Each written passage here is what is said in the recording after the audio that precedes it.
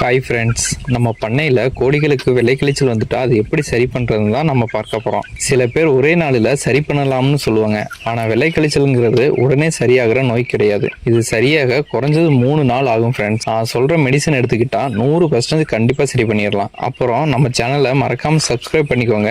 Video பிடிச்சா கண்டிப்பாக like பண்ணிக்கோங்க. தகவல் சொல்கிற எனக்கும் ஒரு மோட்டிவேஷனாக இருக்கும் ஃப்ரெண்ட்ஸ். வாங்க வீடியோக்குள்ளே போகலாம். முதல்ல கோழிகளுக்கு வெள்ளை கிழிச்சல் வந்துட்டா அது எப்படி கண்டுபிடிக்கிறதுன்னு கேட்டால், ஃபர்ஸ்ட் பாத்தீங்கன்னா கோழி ரொம்ப சோர்வாகி தீனி எதுவும் சாப்பிடாம ஒரு ஓரமா போய் குறுகிட்டு போய் நிக்கணும் ஃப்ரெண்ட்ஸ். ரெண்டாவது பாத்தீங்கன்னா கோழியோட எச்சம் வெள்ளை நிறத்துலயும் பச்சை நிறத்துலயும் ஒரு மாதிரி கழிச்சலா இருக்கும். அப்புறம் கோழிக்கு ரொம்ப சளி பிடிச்சு வாயிலிருந்து சளி வடியும். கடைசியா வெள்ளை கழிச்சல் ரொம்ப முத்தி போச்சுன்னா கோழியோட கழுத்து ஒரு பக்கமா கோணலாகி நரம்பு தளர்ச்சி ஆன மாதிரி இருக்கும் ஃப்ரெண்ட்ஸ். நான் சொன்ன சிம்டம்ஸ் எல்லாமே இருந்துச்சுன்னா கண்டிப்பா வெள்ளை கழிச்சல் தான் வந்திருக்கு. இந்த வெள்ளை கழிச்சலுக்கு என்ன மெடிசன் கொடுக்கலாம்னு பார்த்தா, பெரிய கோழிகளுக்கு இன்ஜெக்ஷன் மெத்தட் தான் கொடுக்கணும். இதுக்கு கோழி 2 முதல் 3 கிலோக்கு மேல இருக்கிற கோழிக்கு தான் இது போடணும்.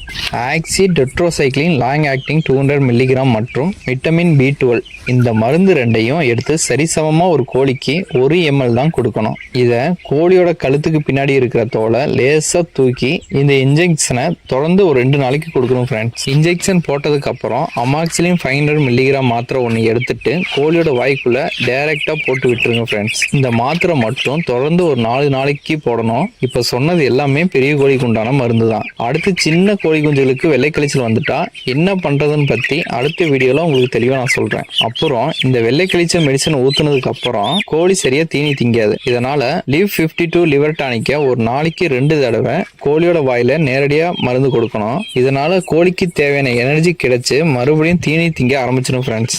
எந்த மெடிசன் கொடுத்தாலும் நம்ம பண்ணையில லிவர் டானிக் இருக்கிற மாதிரி கம்பல்சரி வச்சுக்கோங்க. இந்த வீடியோ உங்களுக்கு பயனுள்ளதா இருந்தா ஒரு லைக் போடுங்க, உங்க ஃப்ரெண்ட்ஸுக்கு ஷேர் பண்ணிக்கோங்க. அடுத்த வீடியோல உங்களை வந்து சந்திக்கிறேன். நன்றி, வணக்கம்.